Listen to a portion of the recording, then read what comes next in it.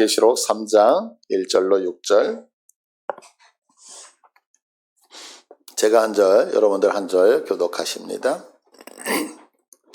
사대 교회 사자에게 편지하라. 하나님의 7 영과 7 별을 가지시니가 이르시되 내가 네 행위를 아노니 내가 살았다 하는 이름은 가졌으나 죽은 자로다.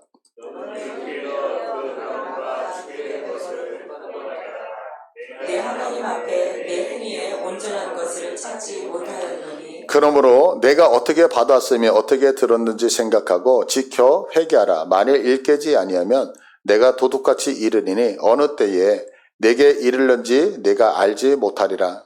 그러나 사대의 그 옷을 더럽히지 아니한 자 몇 명이 내게 있어 흰옷을 입고 나와 함께 다니리니 그들은 합당한 자인 연고라. 이기는 자와 이와 같이 흰옷을 입을 것이요 내가 그 이름을 생명책에서 결코 지우지 아니하고 그 이름을 내 아버지 앞과 그의 천사들 앞에서 시인하리라. 귀 있는 자는 성령이 교회들에게 하시는 말씀을 들을지어다. 아멘. 네. 오늘 설교 시작하는 이제 2가지를 이야기를 하면서 시작을 하려고 그래요. 그 마이더스 왕이라고 하는 그 동화 속의 이야기인 거죠. 실제 이 이름은 아니고요. 마이더스 왕이 있었는데 어느 날 그 술의 신이었던 디오니소스의 친구를 잘 대접을 해요. 그러니까 이제 디오니소스가 꿈에 나타나서 이야기를 해요. 내 소원이 무엇이냐? 말하면 내가 다 들어주겠다고. 이제 마이더스가 얘기하는 거, 내가 만지는 것이 다 황금이 됐으면 좋겠다. 그러니까 이제 그 소원을 다 들어준 거예요. 너무 좋지 않으세요? 이게 이제 마이더스가 너무 좋잖아요. 그래가지고 문고리를 탁 만지니까 문고리가 황금으로 변해요. 와, 여기 강대상이 있으니까 강대상을 탁 만지는 순간에 황금으로 변하고. 그러니까 너무너무 좋은 거죠. 그래서 자기 궁궐을 돌아다니면서 이것도 만지고 저것도 만지고 막 만지러 다니는데 만질 때마다 다 황금으로 변하니까 얼마나 좋아요. 근데 이제 조금 있다가 이제 목이 마른 거예요. 그래가지고 물을 먹으려고 물을 탁 만졌는데 물이 뭘로 변해요? 황금으로 변해요. 아이고, 큰일 났네요. 조금 있다가 이제 배가 고파요. 밥을 먹으려고 빵을 딱 잡았는데 빵이 뭘로 변해요? 황금으로 변했어요. 저기 문을 열고서 예쁜 딸이 들어오면서 아빠 하는 거예요. 그래서 그 아이를 딱 안았더니 아이가 뭘로 변했어요? 황금으로 변해요. 그러니까 이 마이더스가 막 절규를 하면서 내가 원했던 것은 이거 아니라고. 그러면서 다시 자기의 그 능력을 줬던 신에게 얘기를 하는 거예요. 나를 원래대로 돌이켜달라고. 그러니까 이 신이 얘기해요. 집 앞에 있는 그 궁궐 앞에 있는 파톨로스 강에 가서 몸을 씻으라고. 그래가지고 물속에 딱 들어가서 몸을 씻으니까 옛날로 돌아가면서 그 강가에 있는 모든 모래들이 다 황금으로 변했다는 거예요. 이 얘기 많이 들어보셨죠? 그러고 나서 이제 시간이 지나가요. 그런데 이 마이더스가 이제 황금 때문에 고통을 당했잖아요. 그래서 이번에는 자연을 사랑하게 되는 거예요. 그런데 이제 음악의 신과 산의 신이 둘이 그 노래 경연 대회를 한 거예요. 그러면서 이 마이더스 왕에게 얘기를 해요. 우리를 심판을 좀 해달라. 그러니까 이제 가만히 들어보니까 음악의 신은 음악을 다스리니까 잘해야 되잖아요. 근데 자기가 들었을 때 산의 신이 훨씬 더 음악을 잘하는 것 같아요. 그래서 판결을 산의 신에게 딱 줬어요. 그러니까 음악의 신이 화가 나는 거야. 그래가지고 이 마이더스 왕의 귀를 당나귀 귀로 만들어 버렸어요. 그러니까 얼마나 창피해요. 그래가지고 큰 터벌을 머리에다 쓰고서 이제 숨어 다니는 거죠. 그런데 이발을 해야 되잖아요. 그래가지고 터번을 벗고서 이발사한테 가서 이발을 할 때 보니까 임금님 귀가 당나귀야. 근데 이거를 얘기하고 싶은데 죽을 것 같으니까 이 이발사가 땅을 파고서 외치죠.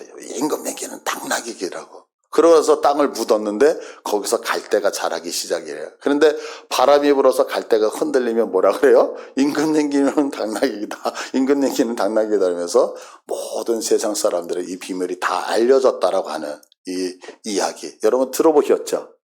이 2가지 이야기가 나온 곳이 어디냐면 사대 지방이에요. 사대 지방. 이게 이제 여기서 나오는 거예요. 그래서 제가 이 말씀을 드린 거예요.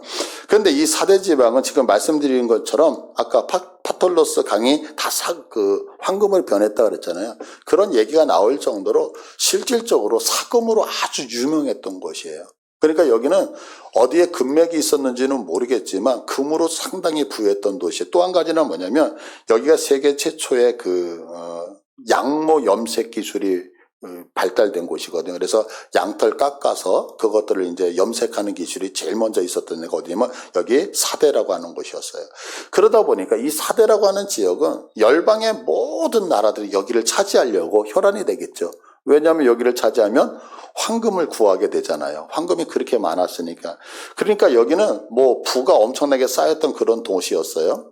근데 여기가 지정학적으로 보면 앞에는 금방 얘기했던 큰 강이 흘렀던 거예요. 그리고 뒤에는 한 250m 정도 되는 그 절벽 산이 있어요. 그 안에 이렇게 그 분지에 형성이 되어진 거거든요. 그러니까 여기 사대를 침공하기 위해서 들어가려면 협곡에 조그만 길 하나밖에 없는 거예요. 그러니까 여기 사대 사람들은 여기는 난공불락의 요새다라고 얘기하면서 언제나 사람들이 천하무적이라고 생각을 하면서 되게 안일하게, 왜 입구만 막으면 되니까 앞에는 강이 있고 뒤에는 절벽이었기 때문에. 그런데 이때 역사가였던 헤로도토스가 이들에 대해서, 이들의 수치에 대해서 이야기를 하는 거예요. 그게 뭐냐면 우리가 이제 성경에 보면 고레스 왕이 있잖아요. 페르시아의 고레스 왕. 이 고레스 왕이 유다를 침략을 할 때에 여기 사대도 침략을 하거든요. 근데 여기를 침략해서 군대를 다 진둔시켰는데 문제는 뭐 고레스라고 해서 방법이 있는 건 아니잖아요. 왜냐하면 협곡을 통과를 해야 되는데 협곡이라고 하는 것이 횡대로 가는 게 아니라 종대로 가야 되잖아요. 그럼 앞에서 몇 명만 막고 있으면 못 들어가는 거예요, 이게. 그러니까 여기를 부수지 못하는 거죠. 그래서 앞에서 진을 치고 있는데 어느 날 깜깜한 밤에 툭 소리가 나더니 뭔가가 굴러가는 소리가 들리는 거예요. 가만히 보니까 저 절벽 위에서 보초를 쓰던 병사 하나가 있는데 그 병사가 자기 투구를 졸다가 떨어뜨린 거예요. 그래가지고 절벽 밑으로 떨어갔는데 가만히 쳐다보니까 이 보초가 아무 생각 없이 절벽에서 막 내려오는 거예요. 그 투구를 주스려고. 근데 여기 그 절벽이 날카로우니까 아무나 못 가는데 이 병사는 거기에 있으니까 그 약점을 알고 있었던 거죠. 그래서 고레스가 가만히 보다가 저곳을 통해서 사대를 점령했다. 그래서 야밤에 몰래 그곳으로 올라가서 이 사대를 점령을 하게 되어지는 거예요. 그래서 이 사대 사람들에게 있어서 도둑같이 기어오르는 군대라고 하는 단어를 들으면 이들은 엄청난 부끄러운 창피, 왜 보초병이 실수 하나 때문에 나라가 전멸당하는 그런 사건이 있었거든요. 그래서 이런 사건들이 있었어요. 제가 이런 역사 이야기를 하는 것이 왜 그러냐면 오늘 본문하고 연결이 되기 때문에 그런 거예요. 오늘 본문 1절을 한번 봐보시면 1절에 먼저 사대교회 사자에게 편지하라. 하나님의 7영과 7별을 가지시니가. 지금 예수님을 표현하잖아요. 그런데 우리가 7교회를 볼 때에 예수님은 다 다양하게 표현하고 있어요. 그런데 오늘 사대교회에 말씀하고 있는 예수님은 하나님의 7영과 7별을 가지시니 이렇게 설명을 해요. 그러면 왜 이러냐면 이제 히브리어의 특징이 뭐냐면 히브리어에는 우리가 알파벳이 22개가 있어요. 히브리어에는. 근데 알파벳 하나에 숫자가 하나씩 연결이 되는 거예요. 근데 히브리 사람들에게 숫자라고 하는 것은 그냥 일반 숫자가 아니라 거기에는 반드시 의미가 있어요. 그러면 이 7이라고 하는 숫자는 뭐냐면 완성이라고 하는 의미를 가져. 완성. 그럼 왜 완성이라는 의미를 갖냐면 하나님이 세상을 창조할 때 며칠? 6일 창조, 하루 쉬시고. 그래서 7일은 완전한 창조다라고 해서 7 그러면 완전수 이렇게 생각해요. 그런데 이 7이라고 하는 숫자를 좀 나눠보면 3 더하기 4로 이렇게 계산할 수 있잖아요. 그러면 3이라고 하는 것은 우리가 하나님의 3이 그럴 때 하늘의 수라고 얘기하거든요. 3은. 그리고 이 땅의 수는 동서남북, 그래서 4가 이 땅의 수예요. 그러면 하늘의 수와 땅의 수가 합쳐진 것이 7이잖아요. 그래서 전체라고 하는 의미를 갖고 있는 거예요. 그러니까 성경에서 7이라고 하는 단어가 딱 나오면 완전하다, 또 아니면 전체다, 이런 뜻을 갖고 있다고 생각을 하셔야 돼요.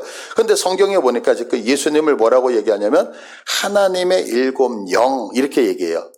그러면 7이라고 하는 게 완전하다, 그리고 이렇게 전체라는 개념이라 그랬죠. 그러면 완전하고 전체이신 영이 누구실까요? 성령님이시잖아요. 그러니까 하나님의 7영을 가지셨다라고 하는 얘기는 뭐냐면 7개의 영을 가졌다 이런 개념이 아니라 지금 예수님은 누구? 하나님의 성령을 함께 붙들고 계시는 분이다. 이렇게 생각할 수 있죠. 또 한 가지 7별이라고 하는 것은 뭐냐면 우리가 1장 12절에서 별은 교회의 지도자라고 얘기를 했잖아요. 그러니까 7교회예요. 그러면 완전하고 모든 교회의 지도자니까 이것을 의역을 하면 예수님은 누구냐라고 할 때 하나님의 완전하고 충만하신 영으로 세계의 모든 교회의 지도자들을 붙들고 있는 분, 이게 예수님이다. 이렇게 지금 성경은 얘기를 하고 있는 거예요. 그러니까 이걸 쉽게 얘기하면 예수님은 누구냐? 예수님은 교회를 붙들고 계시는 분. 여러분들 믿으시죠? 자, 그러면 왜 예수님을 이렇게 소개하냐면 지금 사대 교회는 지금 사대라고 하는 지역 자체가 황금으로 돈이 풍부했다 그랬잖아요. 그러면 교회 성도들 쉽게 생각하면 그 지역에 사는 사람이 올 거 아니에요. 그러면 우리 식으로 얘기하면 헌금을 드리니까 교회도 재정적으로 여유가 있다 없다? 여유가 있었던 거예요. 왜? 교회도 황금으로 차고 넘쳤던 거죠. 그러니까 이들은 교회에 가지고 싶은 거, 누리고 싶은 거 모든 것을 다 할 수 있는 거였다고요. 그러다 보니까 이들이 생각했던 교회는 뭐냐면 교회를 교회답게 하는 것은 뭐냐면 바로 황금, 돈이구나 라고 생각을 하고 있었던 거예요. 근데 지금 주님은 뭐라고 얘기하냐면 아니다. 교회가 왜 교회인지 아니? 교회는 풍부하기 때문에 교회가 아니야. 교회는 부자이기 때문에 교회가 아니야. 교회가 교회되는 이유는 뭐냐면 예수님이 성령님을 통하여 너희들을 부여잡고 있기 때문에 교회다라고 지금 말씀을 하고 있는 거예요. 제가 이제 주중에 참 사랑하고 존경하는 우리 목사님 한 분을 만났어요. 근데 이제 웃으면서 오래간만에 이제 차를 마시면서 대화를 하면서 참 유익한 시간이었어요. 그런데 제 마음에는 너무 아픔이 많았고 참 힘들었어요. 그 시간이. 왜 힘들었느냐면 이분이 이제 교회를 개척을 해서 지금까지 오셨던 그 여정을 제가 다 알거든요. 정말 하나님 앞에서 신실하게 몸부림치면서 믿음으로 그렇게 이제 목회를 하셨던 목사님이 지금도 목회를 하고 계시고요. 근데 이제 그 목사님이 하시는 얘기가 있는 거예요. 무슨 얘기를 하냐면 당신 교회에 한 젊은 부부가 들어오셨다는 거예요. 그러니까 이제 조그만 개척교회에 부부가 들어왔으니까 얼마나 좋아요. 그죠? 그래서 이제 이분들이 이제 시간이 지나가면서 아이를 갖게 된 거예요.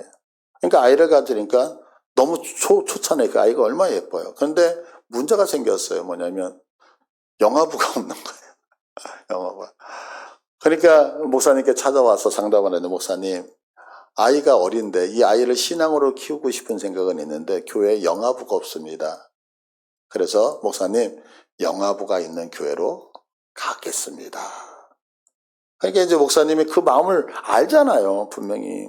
근데 어떻게 해요? 그렇다고 뭐 영아부를 만들 수 있는 것도 아니고 뭐 일꾼이 있는 것도 아니고. 그러니까 이제 기도를 해드리고서 이제 보냈다는 거예요. 그런데 보내고 나서 많은 고민을 했나 봐요. 이제 그게 이제 목회 수십 년을 하면서의 일부였죠. 근데 이제 저한테 이런 얘기를 하더라고요, 김 목사. 그러면서 저한테 하는데 제가 그 말을 듣고 상당히 씁쓸했던 거예요. 그게 뭐냐면 우리가 가는 길은 십자가의 길이잖아. 우리가 가는 길은 좁은 길이잖아. 우리가 가는 길은 부자가 되려고 하는 게 아니라 가지고 있는 거 다 내려놓고 걸어가는 길이잖아. 이 얘기를 저한테 해주는 거예요. 근데 그게 어떤 예수님을 너무너무 사랑해서 어떤 내가 이 좁은 길, 십자가의 길, 고난의 길을 가겠다 이런 것으로 들리는 게 아니라 무슨 생각이 드냐면 아무리 노력해도 수십 년을 주님 앞에서 몸부림치면서 그렇게 부응하고 싶어서 하나님 앞에서 목회를 하는데도 뭐가 없어서 떠나고 뭐가 없어서 이제 성도들이 다 떠나니까 그러니까 해도 안 되는 거죠. 해도 안 되니까 스스로 뭐라고 위안을 하냐면 우리가 걷는 길은 십자가의 길이잖아. 우리가 걸어가는 길은 고난의 길이잖아. 우리가 걸어가는 길은 어떤 성공을 추구하는 그런 길이 아니라 하나님만 바라보고 모든 거 다 내려놓고 걸어가는 길이잖아. 이제 이 얘기를 하는 거예요. 그러니까 이게 결단과 각오 속에서 그렇게 했다면 참 행복했는데 제가 이제 그 마음을 알잖아요. 아니까 그 얘기를 들으면서 너무 마음이 아픈 거예요. 왜냐하면 수십 년 전에 목회 개척할 때의 그 모습과 지금의 그 모습 마치 모든 걸 다 잃어버린 듯한. 그래서 이제 얘기를 계속하면서 물어봤어요. 앞으로 교회를 어떻게 할 거야? 그러니까 성도님들한테 이런 얘기를 했대요. 내가 은퇴를 하면 교회는 문을 닫는 걸로 이야기를 했다고. 내가 은퇴를 하면 교회는 문을 닫는 걸로. 이제 그러면서 금방 했던 이런 얘기를 해요. 그 얘기를 들었는데 참 마음이 많이 아팠어요.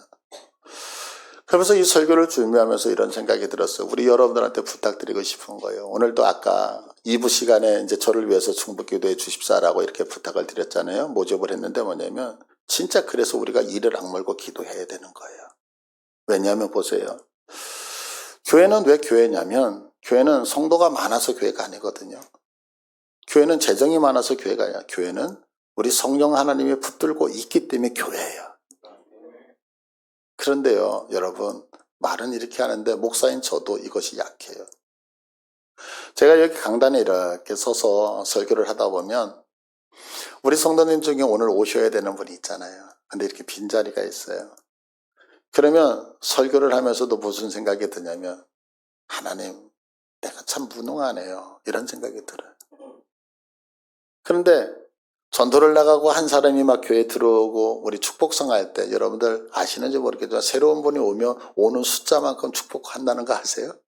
근데 아무도 안 올 때는 한 번 하고 앞뒤로 인사합시다 2번 하고 딱 끝내요. 그럴 때마다 제가 얼마나 무능하게 느껴지는지 마음이 아프거든요. 어떨 때는 이 빈자리에 보일 때마다 저 자리에 누가 있었어야 되는데 오늘도 안 오신 분들 제가 눈에 다 보이거든요. 근데 그분들의 생각이 드는 거죠. 그런데 보세요. 왜 이런 생각이 드냐면 무엇을 기반으로 하냐면 성도가 많고 적음을 나도 모르게 붙들고 있는 거죠. 그래서 성도가 조금 많으면 교회가 부흥하는 것 같으니까 행복하고 기쁜 거고 만약에 주일 예배에 누군가 안 나오고 성도가 줄어들면 아, 내가 지금 목회 제대로 하는 건가? 이런 생각이 들 수밖에 없는 거죠. 또 재정도 마찬가지죠. 여러분은 재정에 대해서 잘 모르시지만 저는 매주 재정을 보잖아요. 재정이 차고 넘칠 때는 그래도 우리가 할 수 있는 거. 그런데 재정이 부족하고 여러 가지로 어려울 때는 흔들 데가 없잖아요. 있다는 거죠. 근데 여러분들한테 그래서 부탁을 드리는 거예요.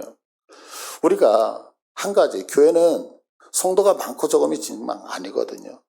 그러니까 여기 서 있는 목사가 무엇을 바라봐야 되면 성도가 아니라 오직 성령님이 붙들고 계시느냐 붙들고 계시지 않느냐에다 초점을 맞춰야 된단 말이에요. 그래야지만 성령님을 내가 부여잡고 있을 때 성도가 없어도 그 성령님이 계시기 때문에 만족할 수 있는 거거든요. 성령님을 붙들고 계실 때에 재정이 없어도 하나님이 함께 계시니까 기뻐할 수 있는 거잖아요. 근데 여러분 이게 목회자뿐만인가요? 아니거든요. 우리 성도님들 동일해요. 여러분들이 신앙을 하면서 성령님께 붙들린 교회 외에 다른 것을 붙들면 여러분들도 저하고 똑같이 생각할 수 있어요. 우리 교회 갔더니 영화부가 없어. 어느 교회에 영화부가 있으니까 나 더 큰 교회로 가야 되지 않겠어? 이런 생각하잖아요. 우리 교회에 성령님을 부여잡지 않고 다른 것을 우리 교회에 가니까 청년들이 없네. 아이고 나이를 먹는 교회네. 힘이 없네. 그러니까 청년이 많은 교회로 가려고 하잖아요. 우리 교회를 왔더니 엘리베이터가 없어요. 얼마나 취약점인 거예요. 그러니까 조금 더 편하게 다닐 수 있는 교회 내가 그리로 간다. 그게 잘못됐다는 게 아니라 무엇 때문에 그럴까요? 내가 성령님 외에 다른 것을 부여잡고 있으면 그것이 없다는 것 때문에 결국에는 어떻게 되면 내가 원하는 것을 택할 수밖에 없다라는 거죠. 그러니까 우리들이 교회가 왜 교회되는지 분명히 여러분이 붙드시기를 바라요. 교회가 왜 교회되는지 아세요? 교회는 하나님이 우리를 부여잡고 있기 때문에 교회 되심을 믿으시길 바랍니다. 그래서 우리가 이것을 붙들고 있어야 되는 거예요. 저는 이 설교를 준비하면서 이런 생각이 돼요. 우리 양혜원 교회가 나는 참 좋다. 제가 담임하니까 그래서 그게 아니라 이런 생각을 하면서 묵상을 하는데 이런 생각이 들었어요. 우리 교회는요, 여러분들 24시간 교회가 계속해서 열려져 있다는 사실 아세요? 그래서 어떤 분들은 새벽에 오셔서 기도하고 가세요. 어떤 분들은 출근하시면서 기도하고 가세요. 또 어떤 분은 낮에 오셔서 기도하세요. 어떤 분은 밤에 오셔서 기도해요. 그러니까 왜 그렇게 기도를 하냐면 교회가 어떤 시간을 정해놓고 기도를 해야 된다가 아니라 여러분들 스스로 하나님 앞에 나와서 이 교회를 우리 성령님 앞에 붙들림 받기 위해서 몸부림치는 그 모습이 우리 교회에 있다라고 하는 거죠. 여러분들 우리 교회 파라트 교회에 이렇게 그 기도 시간들 붙어 있잖아요. 그 기도 시간을 이렇게 보면서 계산 한번 해보셨어요? 전 가끔한테 계산하거든요. 우리 교회가 그렇게 크지 않고 인원이 많지 않은데 여러분들 저 시간을 하기 위해서는 여기서 얼마나 많은 사람이 부르짖고 있겠어요 지금. 그건 뭐냐면 아마 평균적으로 지금 교회 내에서 하루에 10시간 이상씩은 계속해서 기도를 하고 있는 거거든요. 매일이에요 매일. 그러니까 이건 뭐냐면 우리 교회가 좋은 이유는 뭐냐면 환경과 조건 부족하죠. 그러나 우리 모두가 성령님 앞에 붙들림 받기 위해서 애쓰고 있기 때문에 좋은 교회인 줄 믿습니다. 그래서 교회는 다른 것 때문에 교회가 아니라 우리 성령님이 붙들고 있기 때문에 교회라는 사실을 분명히 믿으셔야 돼요. 자, 그런데 이제 교회가 이렇게 교회를 붙들고 계시는 예수님께서 4대 교회를 향해서 말씀하셔요. 뭐라고 말씀하시면 내 행위를 안다. 그러면서 내가 살았다 하는 이름은 가졌으나 죽었다라고 하는 거예요. 그러니까 왜 죽었느냐면 사도계는 모든 게 다 풍부하잖아요. 지금 재정적으로 풍부해요. 근데 문제는 뭐냐면 그 안에 무엇이 없다? 생명이 없다라고 얘기를 성경은 하고 있는 거거든요. 지난 2월 달에 개봉했던 영화 김형엽 감독의 박시우 주연의 신의 악단이라는 영화 혹시 여러분들 보셨나요? 그 신의 악단은 뭐냐면 1994년도에 북한에 대북 제재가 들어가요.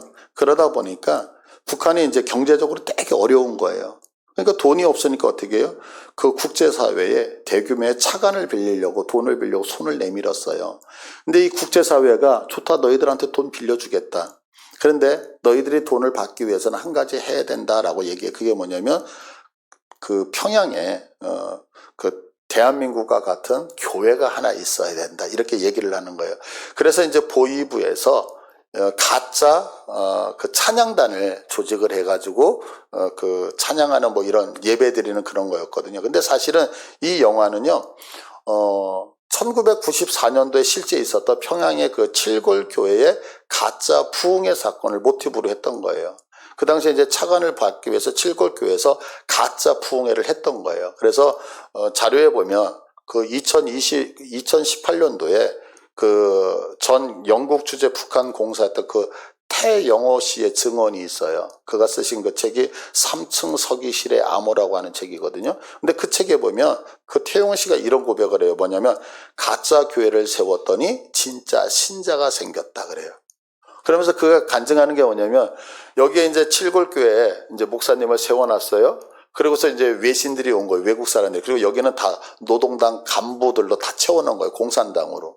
근데 여기서 설교를 하고 찬양을 했는데 이들이 그 찬양 소리를 듣고 은혜를 받아요. 그리고 설교를 듣고 은혜를 받아요. 그러니까 이들이 은혜를 받으니까 어떻게 하냐면 가짜로 찬송하잖아요. 근데 이 가짜 찬송의 은혜를 받은 사람이 뒤에서 기웃기웃거려. 그래서 이제 이 태영호 씨가 한국으로 들어와가지고 책을 쓰면서 거기에 가짜 교회를 세웠더니 진짜 신자가 생겼다 이렇게 이제 간증을 하는 거예요. 근데 도리어 오늘 본문의 4대 교회는 진짜 교회를 세웠더니 가짜 신도가 나왔다는 거예요. 거꾸로. 진짜 교회였는데 가짜 성도가 생겼다라고 얘기해요. 분명히 그들에게 예배는 있었어요. 근데 그 안에 생명은 없었어요. 그들에게 봉사는 있었어요. 그런데 그들에게 헌신은 없었어요. 그들에게 헌금은 드리는데 그 안에 마음은 없었다는 거죠.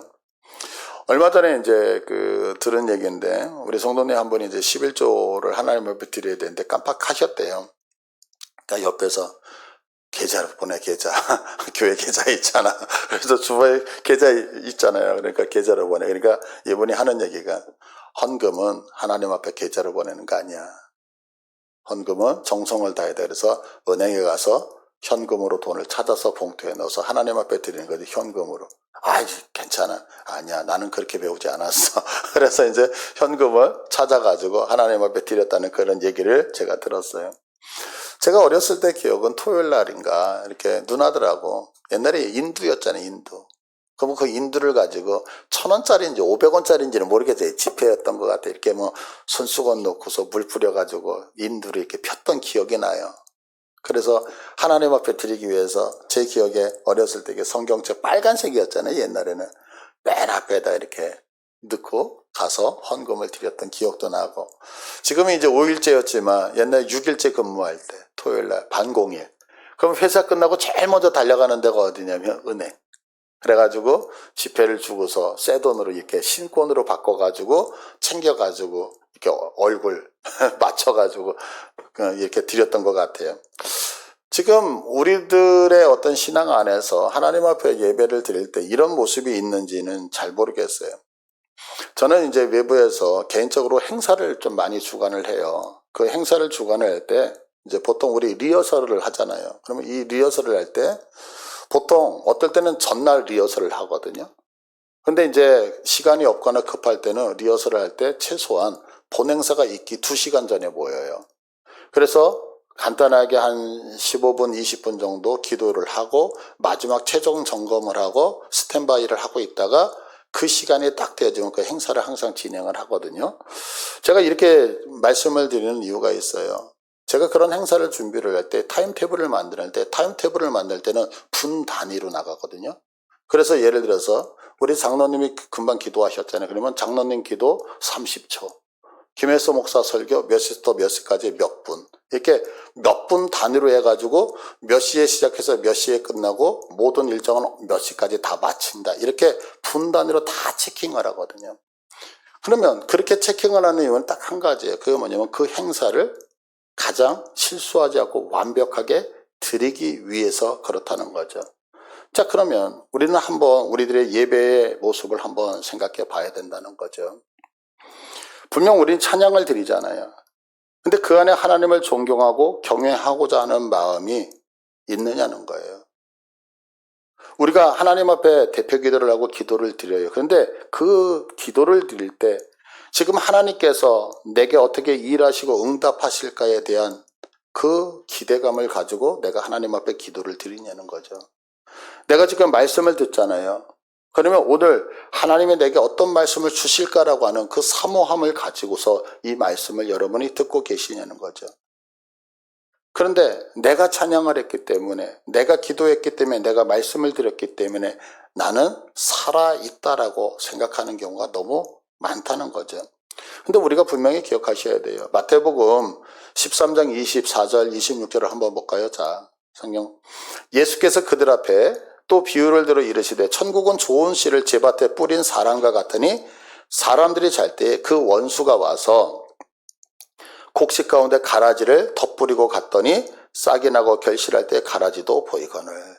분명한 것은 뭐냐면 하나님이 천국 백성 만들기 위해서 천국 백성들을 심으셨다는 거예요. 근데 그것뿐만이 아니라 사단이 밤새 와가지고 뭐 했다?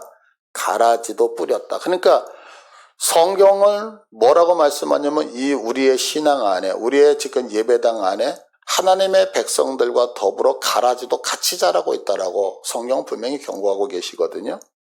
그렇기 때문에 우리들은 정말 하나님 앞에서 우리들의 신앙을 다시 한번 점검할 필요가 있다라고 하는 거예요. 여러분 지금 하나님 앞에서 진정으로 예배 드리고 계십니까? 이거를 한 번은 점검을 하셔야 된다는 거죠. 그래서 2절을 보시면 이렇게 말씀하죠. 오늘 본문 2절을 봐보세요. 너는 일깨어 그 남은 바 죽게 된 것을 굳건하게 하라. 무슨 얘기냐면 아직 남아있는 것들이 완전히 사라지지 않도록 다시 한번 네가 굳게 살펴봐라 이거예요. 왜냐면 우리 안에는 신앙이 완전히 사라지지 않고 조금이라도 남아있잖아요. 그죠? 이 남아있는 것들을 어떻게 해요? 살펴보라라고 얘기를 하는 거죠. 그러니까 제가 지난주에도 말씀드렸어요. 우리 기독교 영성은 내가 얼마나 안 넘어지고 안 무너지고 믿음을 잘 지키느냐 여기에도 있어요. 그러나 훨씬 더 중요한 것은 뭐냐면 내가 넘어졌을 때, 내가 잘못했을 때 바로 그것을 깨닫고 돌이켜 일어나는 신앙이 기독교의 진정한 영성이라는 사실 여러분들이 믿으시기를 바라요. 그래서 여러분들이 그 사실을 바로 깨닫으시기 때문에 자, 지금까지 내가 혹여나 잘못된 신앙, 형식적인 생활이 있었다면 이 시간에 여러분들이 후회하는 순간 끝나는 것이 아니라 하나님 앞에서 다시 회복하실 수 있는 복됨이 있기를 축복을 드립니다. 자, 그러면 이제 우리의 이 형식적인 신앙이 있잖아요. 이 형식적인 신앙을 이겨낼 수 있는 두 가지를 여러분에게 말씀드리려고 그래요. 오늘 성경 본문 3절을 한번 볼게요. 3절. 자, 그러므로 내가 어떻게 받았으며 어떻게 들었는지 생각하고, 이게 첫 번째예요. 어떻게 받았고 어떻게 들었는지를 뭐하라? 생각하라는 거야. 생각. 여기서 생각한다는 것은 뭐냐면 기억해낸다, 묵상한다는 얘기거든요. 그러니까 내가 하나님의 은혜를 어떻게 받았고 어떻게 들었는지에 대해서 뭐 해야 되냐? 기억해봐라. 내게 지금 이 믿음이 어떻게 주어졌는지를 기억해내라, 이렇게 얘기를 하는 거예요. 여러분들, 제가 수없이 얘기하지만 우리 신앙의 출발은 어디에서 출발해야 되냐면 예수님에게서 출발하는 거예요. 이거 믿으시죠? 그러면 신앙이 예수님에게서 출발한다는 얘기는 무엇이냐면 신앙은 죽음에서부터 출발해야 되는 거예요. 사망에서부터. 사망. 왜냐하면 이스라엘 백성들을 한번 봐보세요. 이스라엘 백성들이 타락을 해요. 그러면 하나님이 항상 얘기하는 게 뭐냐면 너를 애굽 땅에서 인도하여 주신 하나님을 기억하라는 거예요. 어디로? 애굽 땅에 있는 그들, 몇백 년이 흘렀는데도 애굽 땅에 있었던 그 사실. 그럼 애굽 땅이 어떤 사건이었죠? 노예였거든요. 노예. 내 주권이 아무것도 없는 노예 생활을 했을 때를 기억하라는 거예요. 자, 그러면 생각해봐요. 이스라엘 백성들이 하나님을 위해서 원망을 하는 거예요. 원망을 할 때 너 노예였던 그때를 생각해봐. 그러면 지금 내가 누리는 것이 부족해 보이는 것 같아도 노예보다는 낫거든요. 이거와 동일하게 우리의 신앙이 어디서 출발해야 되냐? 사망에서 출발하는 거예요. 사망에서. 여러분들 생각해 보세요. 내가 돈이 좀 없어요. 하나님 나한테 어떻게 이럴 수 있어요? 몸이 아파. 하나님 어떻게 나한테 이럴 수 있어요? 어려움이 와. 하나님 나한테 어떻게 이럴 수 있어요? 라고 출발을 해요. 그러나 성경은 뭐라고? 너는 사망에서부터. 그러면 생각해 보세요. 내가 돈이 조금 없어도 하나님이 나를 살리셨잖아요. 내가 지금 몸이 좀 아파도 죽는 것보다 살아있는 게 낫잖아요. 내가 지금 조금 어렵고 힘들어도 죽는 것보다는 이것이 낫잖아요. 무슨 얘기냐면 왜 내가 하나님 앞에 원망과 불평을 하느냐면 나를 구원하신 것이 사망에서부터 출발하지 않기 때문이다라고 성경은 얘기하거든요. 제가 평상시에 많이 말씀드리는 성경 마태복음 7장 24절 한번 봐보세요. 그러므로 누구든지 나의 이 말 듣고 행하는 자는 그 집을 반석 위에 지은 지혜로운 사람이다 라고 얘기하잖아요. 지혜롭다 지혜롭지 않다를 딱 하나로 얘기해요. 그게 뭐냐면 얼마나 집을 잘 지었느냐. 야, 잘 지었으니까 지혜롭다. 멋지게 지었으니까 지혜롭다. 에이, 뭐 이게 나무로 지었어. 너 형편없네. 너 어리석은. 이렇게 성경은 평가하지 않아요. 뭐라고 평가해요? 너의 기초를 어디에다가 세웠느냐예요. 우리들의 기초를 너무 화려하고 아름답게 지었어도 그 기초를 누구 위에다가? 예수님 위에다가 짓지 않으면 어리석은 자가 되고요. 내가 초라해 보이고 천막 같고 그것이 조금 안 좋게 보여도 그 기초를 예수에게 세웠을 때는 지혜롭다라고 성경은 말씀하고 있다고. 이 사실 여러분들 믿으십니까? 그러면 여러분들은 지금 우리들의 신앙의 기초를 어디에 두고 계시냐고요. 내가 하나님 앞에서 믿음 생활할 때, 우리가 신앙 생활을 할 때 교회의 화려함에다가 두고 계십니까?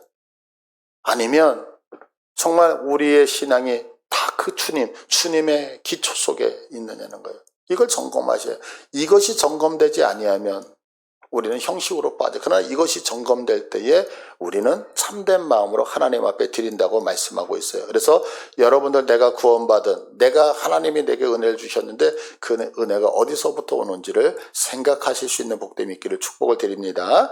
두 번째, 우리의 형식적인 신앙을 이겨낼 수 있는 것은 뭐냐면 3절 계속해서 보시면, 자, 오늘 내가 어떻게 받았으면 어떻게 들었는지 지켜서 회개하라라고 얘기해요.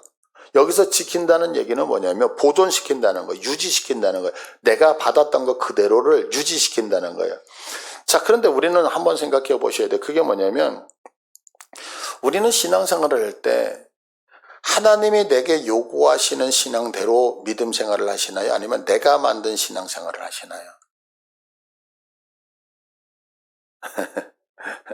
하나님이 우리에게 주신 말씀대로 신앙생활을 하십니까? 아니면 나는 내가 해석한 대로 내 임의적으로 신앙생활을 하시나요? 우리는 분명하게 이렇게 얘기해요. 우리는 복음 안에서 산다고 얘기를 해요. 복음 안에서 산다. 근데 성경은 우리에게 경고해요. 마태복음 5장 20절을 한번 보시겠어요? 마태복음 5장 20절. 내가 너에게 이르노니 너희 의가 서기관과 바리새인보다 더 낫지 못하면 결코 천국에 들어가지 못한다. 우리들의 모습이 누구보다요? 우리들이 그렇게 얘기하는 예수님을 죽였다는 종교 지도자들의 모습보다 못하면 천국에 못 간다라고 얘기를 해요. 자, 그런데 생각해 보세요. 여러분들, 우리가 그렇게 욕하고 있는 서기관들, 바리새인들요, 하루에 3번씩 기도했어요. 그들 매일 토라 읽고 매일 성경 읽어요. 그들이요, 인생에서 나는 모든 것들의 10분의 1을 하나님 앞에 드려요. 그들은요, 하나님의 말씀대로 살기 위해서 먹지 말라는 거 오늘도 안 먹어요. 하지 말라는 거, 그것이 형식이 됐든 뭐가 됐든, 그것이 율법주의가 됐든 그들은 그것을 안 하려고 해요. 안식일을 거룩하게 지켜야 되기 때문에 그들은 안식일 날이 되면 총 치고 다니면서 셔터문 다 내리세요라고 하면서 오늘날도 가게문 닫게 만들잖아요. 그러면 과연 우리는 생각해야 돼요. 복음 안에 사는 우리들은 그들보다 더 나으냐는 거예요. 하루에 3번씩 기도하십니까? 매일 성경 읽으십니까? 하지 말라는 거 안 하고 하라는 거 하고 율법대로 살기 위해서 몸부림치십니까? 무서운 경고라고요. 결코 천국에 들어가지 못한다라고 경고하시거든요. 근데 우리는 복음 안에서 산다는 그 이유 하나만으로 자꾸 원리를 벗어나는 거예요. 마치 도깨비 방망이처럼 금 나와라 하면 금이 우르르 쏟아지는 것처럼 우리 안에 믿음 생겨라 하면 믿음이 생기는 것처럼 수고하고 노력하지 아니하고 하나님이 쏟아 부어주신다고 생각하는 경우는 너무 많은 거죠. 그러다 보니까 이미 받고 들었던 그 은혜를 지켜내지 못해요. 임의적으로 내가 해석을 해요. 신앙을 한다는 거, 여러분 기도하고 계셔요? 말씀이 있습니까? 그런데 지금 성경은 얘기하는 거예요. 원론적으로 돌아가라는 거예요. 우리가 하나님 앞에서 받았던 그 근본적인 거, 그러면 그 근본적인 게 뭐냐면 우리에게 주셨던 성경 말씀이잖아요. 근데 여러분들 잘 생각해 보세요. 기도가 없으면은요, 기도가 없는 사람은 내 방법대로 움직이게 돼 있어요. 자, 하나님의 말씀이 없으면 기준이 말씀이 아니고 내 생각이 기준이 돼서 말씀을 알고만 내 생각대로 움직여요. 그러면 내 방법과 내 생각대로, 내 방법과 내 생각대로 하는 신앙생활이라고 할 수 있을까요? 내 생각과 내 방법대로. 무슨 얘기냐면 기도하지 않고 말씀을 보지 않는 상태에서 뭔가를 해도 내 생각과 내 방법으로 가요. 그러면 그거는 내 신앙이지 하나님의 신앙이 아니야. 그런데 우리는 내가 예배를 드리고 있고 이 예배당에 나와 있고 크리스찬이라고 하는 이유 하나 때문에 기도하지 않고 말씀을 보지 않으면서도 나는 하나님의 방법대로 믿음의 생활을 한다고 착각을 하고 있다는 거죠. 근데 성경은 얘기를 해요. 아니다. 그건 너의 신앙이다. 그래서 뭐라고 하냐면 들은 대로 회복해야 된다라고 말하고 있다는 거예요. 그렇기 때문에 어디로 돌아와야 되느냐면 우리가 형식적인 신앙을 버리기 위해서는 하나님의 말씀인 성경 안으로 들어와야 된다는 사실을 믿으시길 바라요. 그런데 우리들이 이 신앙을 지킴에 있어서 가장 힘든 게 있어요. 가장 무서운 적이 있어요. 그게 뭐냐면 다음에예요. 다음에. 오늘 이 시간에 여러분들 설교를 들으시면서 나름대로 하나님의 말씀을 하실 거예요. 그래서 나름대로 깨달음이 있고 하나님이 내게 주시는 음성이 있기 때문에 결단과 각오를 지금 말씀을 들으면서 하고 계실 거예요. 그런데 문제는 뭐냐면 내일부터 해야지. 문제는 내가 다음 주서부터 해야지. 그래, 기도해야지, 말씀 읽어야지, 내가 이따가 저녁 돼서부터 해야지. 다음에. 원수 마귀 사탄들이 이 기회 절대 놓치지 않죠. 이게 이제 우스갯소리 같지만 그 사탄들이 이제 회의를 했다 그래요. 예수 믿는 성도들을 어떻게 하면 타락을 시킬까. 그래서 회의를 한 거예요. 그런데 엘리트 마귀가 딱 나타나가지고 의견 하나 내겠어요. 그래, 의견 내라 그랬더니 예수 믿는 것들을 전부 다 죽여버리죠. 그랬더니 나이가 많은 그 노하우가 있는 마귀가 그러더래요. 얘놈아, 그러면 다 순교하려고 그래. 그러니까 한 마귀가 또 나타나가지고 이 녀석들 예수 믿어 다 감옥에 집어넣어 버리자고요. 그러니까 이 나이 많은 마귀가 그러니까 야, 예수 믿는 사람 감옥에 집어넣으면 찬송하고 기도해가지고 성령 받아. 어떻게 하면 좋습니까? 고민을 하다가 한 가지를 딱 내세웠다는 거야. 야, 우리 이렇게 하자. 너희들 마음껏 전도하라 그래. 너 마음껏 사랑하라 그래. 너희들 마음껏 기도하자 그래. 근데 내일부터 하자. 내일부터. 너무 좋은 거야. 근데 이게 오늘날까지 적용이 된대요. 전도는 언제 하는 거다고요? 내일. 성경 언제부터 읽어요? 내일. 기도 언제부터요? 내일. 그 평생 가는 거예요, 평생. 이거 사단이 속는 거죠. 1960년대, 70년대에 그 아디다스라고 하는 신발이죠. 아디다스. 이렇게 줄세개 있는 거. 그게 이제 세계적으로 유명한 스포츠 신발 브랜드인데 이게 꽤 오래됐더라고요. 근데 이제 그 아디다스를 다니던 그 회사 사람들이 몇 명이 나와가지고 야, 우리 신발 회사를 하나 창업하자. 그래서 이 아디다스를 뛰어넘는 아성을 좀 우리가 한번 누려봤으면 좋겠다고. 이제 그러니까 모든 가족들이 다 말린 거예요. 그 말도 안 되는 소리 하지 마라. 어떻게 아디다스를 뛰어넘느냐. 말도 안 된다고. 그러면서 이 고민 저 고민을 하는데 막 회의를 하는데 묘안이 없는 거예요. 대책이 없는 거예요. 뭐 돈도 없죠. 청년들이 무슨 능력이 없잖아요. 막 그러고 있을 때 이들이 한 가지 이야기예요. 한 사람이 얘기하는 거야. 지금 바로 우리 실행하자. 더 이상 고민하지 말고 지금 바로 실행하자. 그래서 바로 어떤 의견도 듣지 않고 그냥 현장으로 뛰어들었대요. 그 이후에 이 지금 바로 실행하자라고 하는 이 얘기가 그 회사의 슬로건이 되어져요. 그 슬로건이 뭐냐면 여러분 들어보죠. Just do it. 나이키. 나이키. Just do it. 지금 바로 실행하자. 그러니까 내일 다음이 아니라 전도 언제 한다고요? 지금. 기도 언제요? 지금. 말씀 언제요? 지금. 그러니까 내가 지금 깨달았다면 이따가 해야지가 아니라 지금 이 시간에 하는 거예요. 이게 승리하는 방법이라는 거죠. 근데 성경이 이렇게 말씀해요. 이렇게 형식적인 신앙에서 돌이키는 자에게. 그럼 어떻게 하냐? 5절을 보니까 오늘 성경 5절 봐보세요. 5절에 보니까 이기는 자는 이와 같이 흰 옷을 입을 것이요 내가 그 이름을 생명책에서 결코 지우지 아니하고 그 이름을 내 아버지 앞과 그의 천사들 앞에서 시인하리라. 자, 이렇게 형식에서 돌아와서 지금 승리하는 자에게 두 가지 축복을 주시는데 첫 번째 축복이 뭐냐면 흰 옷을 입게 한다는 거예요. 흰 옷을.